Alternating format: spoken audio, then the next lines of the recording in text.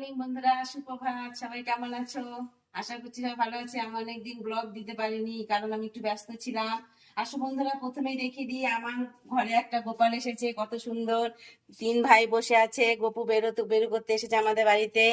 কিন্তু বন্ধুরা, তোমাদের আজকে আমি অন্য একটা জিনিস দেখানোর জন্য ভিডিও করছি। এত খুশি আমি, না তোমাদের সাথে শেয়ার করে পাচ্ছি না ভিডিওটা। চলো বন্ধুরা, আজকে আমার বাগানে প্রথম দুটো লাউ হয়েছে।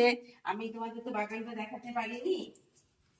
এই দেখো বন্ধুরা, আমার লাউ বাগানের গাছে প্রথম বড় বড় দুটো লাউ হয়েছে। আজকে আমি খুব খুশি হয়েছি। এই যে বরবটি হয়েছে, ভেন্ডি হয়েছে, ঝিঙে হয়েছে, আর কুমড়ো গাছে অনেক কুমড়ো ফুল ফুটেছে। এইগুলো আমি তুলে নিয়ে আসলাম।